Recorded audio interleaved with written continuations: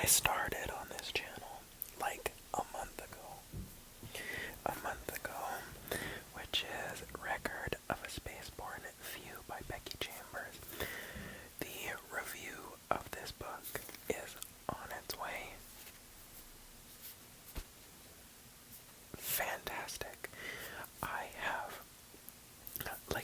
okay, it's a science fiction book. This is a abridged version of the review video that'll be coming. But this is like, so I just read A Spear Cuts Through Water by Simon Jimenez, I'm sorry for my throat, which is now, I believe, my favorite book of all time. I don't know, wow. Promise of Blood is really good, though. I don't know, maybe. You know what? I'd say Spear Cut Through Water is fighting for the top spot. This easily enters the top 5 as well. This is a science fiction book. Never have I had a book make me think about humanity, and this literally is a book that tries to answer the question of the meaning of life. It is Albert Camus.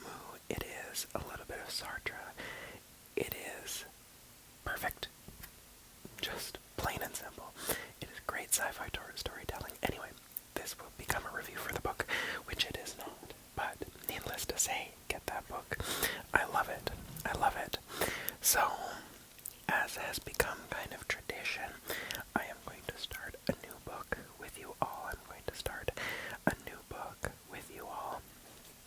And this book, I'm deciding to go back to fantasy. I didn't think I would read this one, but I think I am going to read this one next. A, because the cover is absolutely gorgeous. The cover is absolutely gorgeous. I love it so damn much. And B, because it is slightly shorter. I don't know. I've been liking these slightly shorter reads. Spear Cuts Through Water is by no means a short read, but I got through it quickly. Quicker than some books. I don't know. I think I might be coming out of a miniature reading slump. But, yes. Anyway, this book is sort of next up on the docket. Usually I have 2 books going at the same time, but I finished Record of a Spaceborne View so quickly that it was just kind of like, well, I guess I might as well just get through it. I'm sure that I'm going to finish. Oh, I didn't say what it's called. It's called Godkiller by Hannah Kaner. Godkiller by Hannah Kaner. But this one I foresee finishing fairly quickly as well. The back of the book says, "Enter a land of gods and monsters, soldiers and mercenaries, secrets and wishes. Gods are forbidden in the kingdom of Midrin, formed by human desires and fed by their worship. There are countless gods in the world, but after a great war, the new king outlawed them and now pays god killers to destroy any who try to rise from the shadows. As a child, Kissin saw her family murdered by a fire god. Now she makes a living killing them and enjoys it. But all this changes when Kissin is tasked with helping a young noble girl with a god problem. The child's soul is bonded to a tiny god of white lies, and Kissin can't kill it without ending the girl's life too. Joined by a disillusioned knight on a secret quest, the unlikely group must travel to the ruined city of Blenraiden, where the last of the wild gods reside, to each beg a favor. Pursued by assassins and demons in the midst of a burgeoning civil war, they will all face reckoning. Something is rotting at the heart of their world, and they are the only ones who can stop it." I am very excited, needless to say. I've never read anything by Hannah Kaner, although she is from Northumbria, and I don't think I've read a lot of English literature lately, so this will kind of be exciting. Now, I'm probably going to read it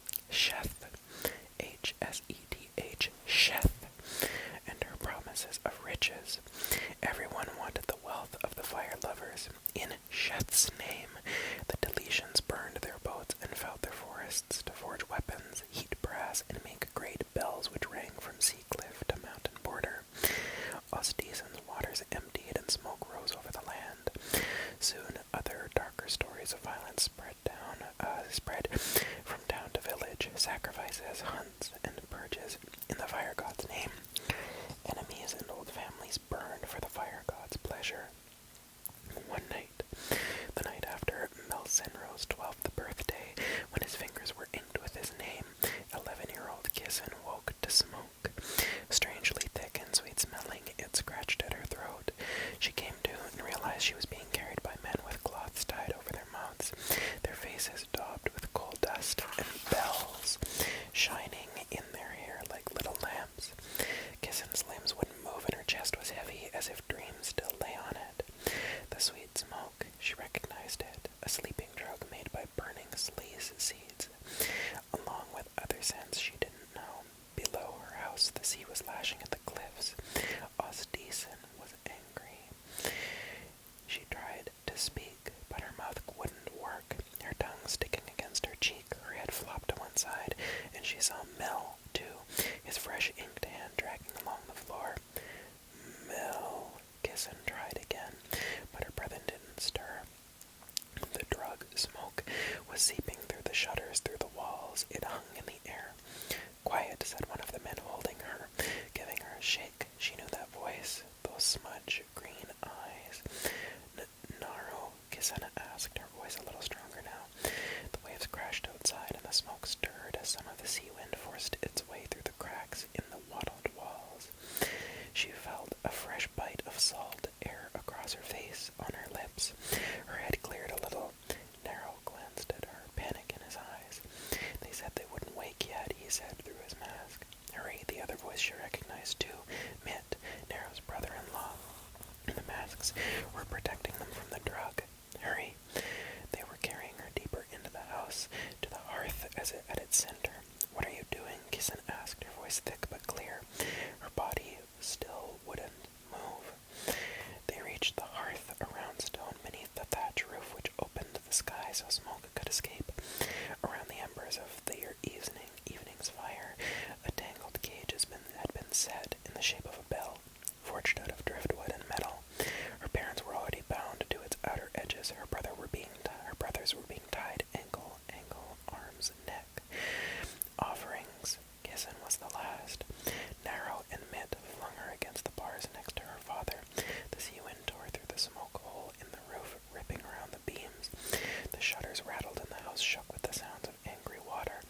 Naro, stop, said Kissen, stronger now.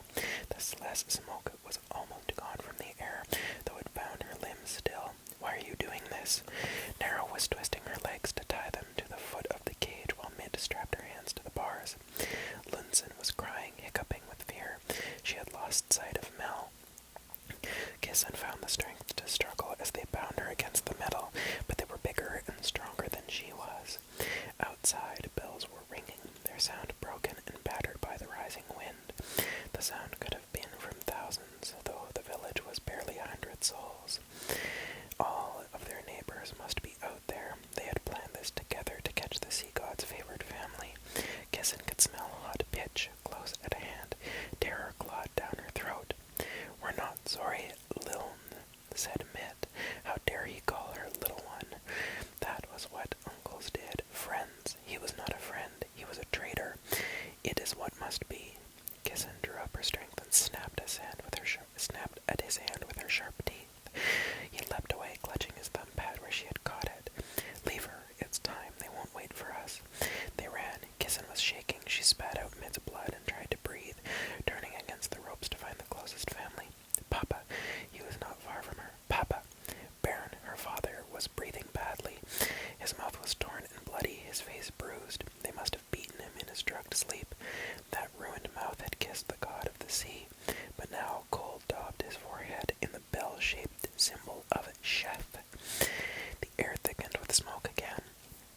Not sweet this time, but bitter and sticky, hot and black, rising up through the floor. Their village had lit the pitch beneath their stilt foundations.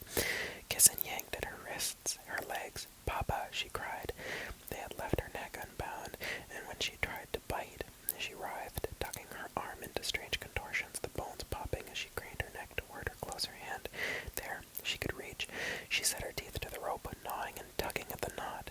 It was sea rope, not meant for fraying, but she didn't want to die. Titian was awake too. You feel cast-offs. He was shouting, struggling against his bindings, choking as they tightened on his throat. He coughed on the smoke. "You saltless traitors!" His voice was raw. The heat was rising. Kissing could feel it on the soles of her feet. "Be calm," their mother said, her voice drug thick. "Be calm, my loves. Osdeason will save us, I promise." They couldn't see the flames yet, but the air swam. Osdeason's sea wind was still forcing its way inside, and the smoke and air were dancing together like oil and water. Kissen's mouth, her eyes, her nose dried out. She set her teeth to the rope. With renewed force. "I'll make you pay for this," Didion yelled his promise over his mother's. But he was bound too tight, tighter than Kisena. His wild thrashing did no good. The floor cracked in places. Bright light peeked through from the foundations. The walls blackened. Then an ember, a spark, a lick of flame, and the wooden doorway caught alight, sending sparks into Didion's eyes. He screamed and thrashed. "Breathe deep, my son," said his mother. "It is all right. Osdeason will come." She was lying to ease their deaths, lying to herself. Osdeason was a water god. He would not come far past the shoreline, not even for them, just as no fire god would dare swim in the sea. Gods couldn't save them now. The rope sliced the delicate flesh between Kissen's teeth, and blood poured thick and hot across her tongue. She growled and bit down hard, wrenching at her restraint. A shot of pain grinding in her gums, then a snap. The rope was loose, her canine still buried in it, ripped clean from her mouth. Kissen snatched her wrist free and went to work on the other, letting her salt blood drip down onto her chin and onto the stone below, where it hissed and steamed. Second hand free, her feet, she bloodied her nails on the ropes, snarling with desperation. She would save them, she had to. Her breath was hot, her eyes stinging, but she would not stop. Her mother was coughing now. "Breathe deep, my children," she said, kissing and hear the tears in her voice. Lunsen was whispering now. Didion's struggles were less and less intense. Mel had not even stirred. "Let the smoke take you to sleep, and Osdeason will come for you."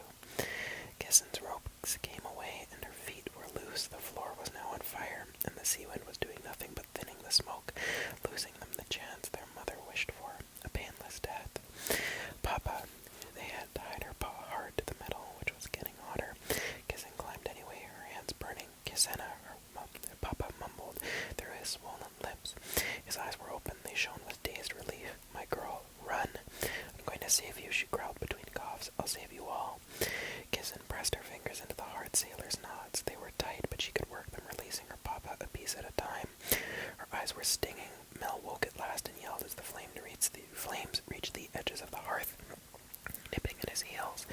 Good, all awake. If they were awake, they could run. She freed her father's left hand and moved to his foot while he unbound his right. They were losing time. The sound of bells outside was rising, sonorous, merging into a single note, louder than the fire. The flames changed. They twisted together, spinning up the walls, then plunging to the floor in a pillar of fire. Sparks spinning out like snow. Laughter crackled in the smoke, harsh and delighted. The fire span and blossomed into skirts of light and embers. Within them a woman twirled, her arms wide. Sheth, the fire god. Her hair sparked with yellows and poisoned red, and heat rose from her, cracking and splitting the wood and beams. "Sea god," she cried. Then she called him by his name, Osdeason. "Look how they turned from you and gave your loves to me. You cannot touch me, you gutted old water goat. This land is mine." Sheth did not look at Kissen or her family. She did not flinch at their screams. She burst through the ceiling in a scourge of flame, and the roof came crashing down. Kissen blinked. Black heat, then light, then pain. The cage was shattered under the heavy beams. Mel had stopped screaming. She blinked again. Her father was there, free from his ropes. Her head hurt. Her mouth was full of ash. "Pa," she choked out. He was wrenching the rubble from her, but he could not lift the warped metal that had buried itself into her right leg, shattering it below the knee. By flesh and bone she was trapped. She was going to die. She could see it in her father's eyes. "It will be all right, Kisena," he said, lying like her mother had in the soft voice. Osdeason admired. He stroked her hair as if putting her to sleep. "Be brave, my love, my daughter."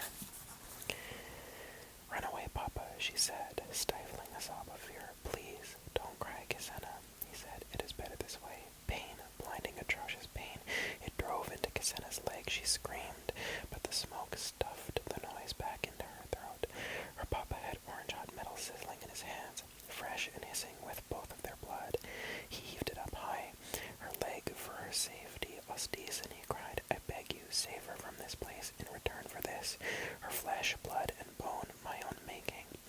He brought the middle down another time and turned. Kisana screamed again, the pain devouring her faster than the fire, but her father was not done. Her vision went black, white. When she came to,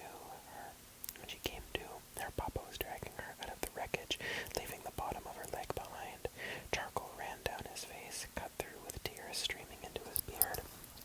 Then she saw the seas below their shattered walls, raging, impotent, beating at the base of the cliff. The salt air rose. It had stung Kissen awake for a moment. The waves were catching each piece of wood as it fell from the house and tearing it apart.